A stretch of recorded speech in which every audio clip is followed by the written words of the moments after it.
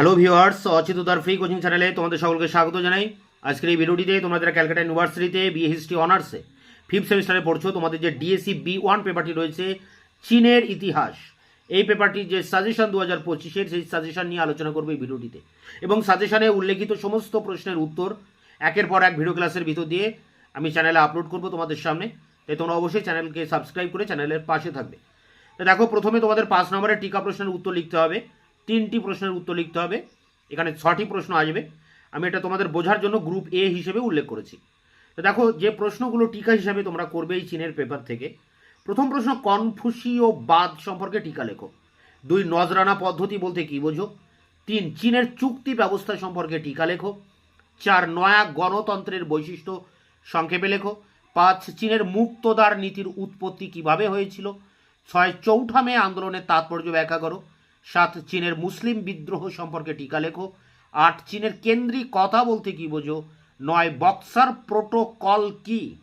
এবং শেষ প্রশ্ন 10 নম্বরে ক্যান্টন বাণিজ্য সম্পর্কে টিকা লেখো।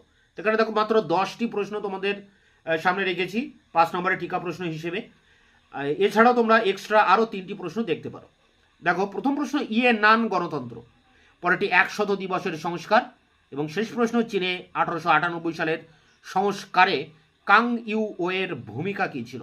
এখানে 13টি প্রশ্ন বললাম।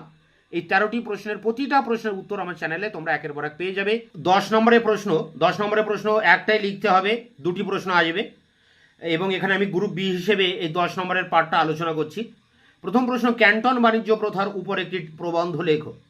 2 আফিম যুদ্ধে আফিম কতটা গুরুত্বপূর্ণ ছিল।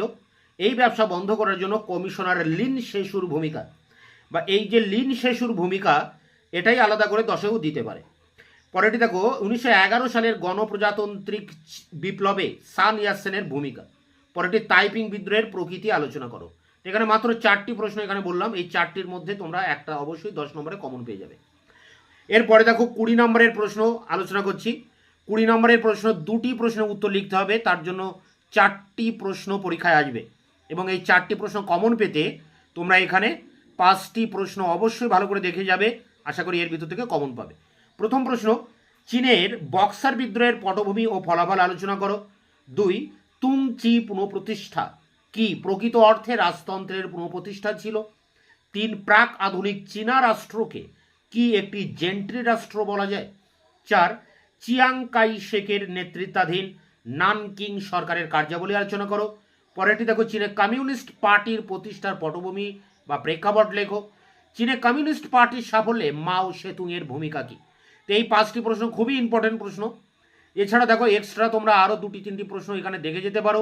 প্রথম প্রশ্ন প্রাক আধুনিক চীনের কেন্দ্রীয় ও স্থানীয় স্বায়ত্তশাসন। 2 ক্যান্টন বাণিজ্যের বৈশিষ্ট্য ও অবসানের কারণ।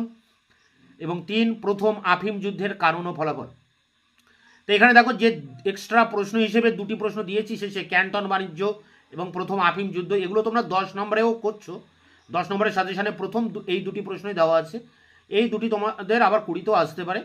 তো এগুলো একটু ভালো করে করলেই কিন্তু তোমরা 10 বা 20তে এখানে কমন পেয়ে যাবে। এক্সট্রা বলতে এই 2টি এক্সট্রা নয়, 10এই এই 2টো প্রশ্ন প্রথমেই 1 এবং 2 আছে। তো মূলত এখানে মোট 6টি প্রশ্ন, এই 5টি এবং এখানে একটি 6টি প্রশ্ন তোমাদের সামনে তুলে ধরলাম। এই সাজেশনের প্রতিটা প্রশ্নের উত্তর আমি একের পর এক ভিডিও ক্লাসের ভিতর দিয়ে প্রতিটা প্রশ্নের ডিটেলস আলোচনা সহ তার অ্যান্সারগুলি তোমাদের সামনে নিয়ে আসবো। এছাড়া এই পেপারটির সিলেবাসে কি রয়েছে, সিলেবাস সংক্রান্ত বিস্তারিত আলোচনাও ইতিমধ্যে আমি একটি ভিডিওতে করেছি। তারও লিঙ্ক দেওয়া থাকবে ভিডিও ডেসক্রিপশন বক্সে, তোমরা অবশ্যই ভিডিওগুলি দেখে নিও। এছাড়া তোমাদের সাজেশনের প্রতিটি প্রশ্ন আমি একের পর এক তার অ্যান্সার তোমাদের সামনে আনবো। ততক্ষণে তোমরা চ্যানেলকে সাবস্ক্রাইব করে রাখবে, বন্ধুদের কাছে শেয়ার করবে, নিজেদের মতামত জানাবে কমেন্ট সেকশনে, এবং ভিডিওটি ভালো লাগলে অবশ্যই একটা লাইক দেবে।